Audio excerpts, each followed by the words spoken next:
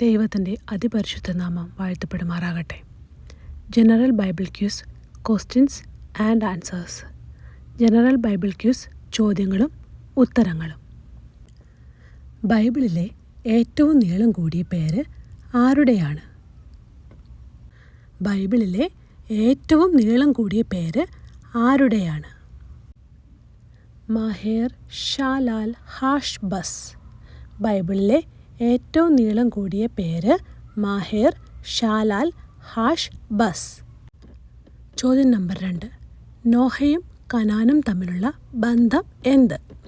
നോഹയും കാനാനും തമ്മിലുള്ള ബന്ധം എന്ത്? നോഹയുടെ മകനായ ഹാമിൻ്റെ മകനാണ് കനാൻ. നോഹയും കനാനും തമ്മിലുള്ള ബന്ധം നോഹയുടെ മകനായ ഹാമിൻ്റെ മകനാണ് കനാൻ. ചോദ്യം നമ്പർ 3. റൂത്ത് എന്ന പുസ്തകം എഴുതിയത് ആരാണ് എന്നാണ് കരുതപ്പെടുന്നത്? റൂത്ത് എന്ന പുസ്തകം എഴുതിയത് ആരാണ് എന്നാണ് കരുതപ്പെടുന്നത്? ഉത്തരം ശമൂവേൽ പ്രവാചകൻ. റൂത്ത് എന്ന പുസ്തകം ശമൂവേൽ പ്രവാചകനാണ് എഴുതിയത് എന്നാണ് കരുതപ്പെടുന്നത്. ചോദ്യം നമ്പർ 4. തലയിൽ മുടിയില്ലാതിരുന്ന പ്രവാചകൻ ആരായിരുന്നു? തലയിൽ മുടിയില്ലാതിരുന്ന പ്രവാചകൻ ആരായിരുന്നു? ഉത്തരം എലീശ പ്രവാചകൻ. തലയിൽ മുടി ഇല്ലാതിരുന്ന പ്രവാചകൻ എലീശ പ്രവാചകൻ ആയിരുന്നു. ചോദ്യം നമ്പർ 5.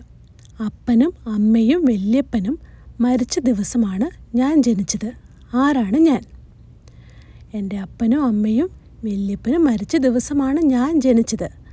ആരാണ് ഞാൻ? ഉത്തരം ഈഖാബോദ്.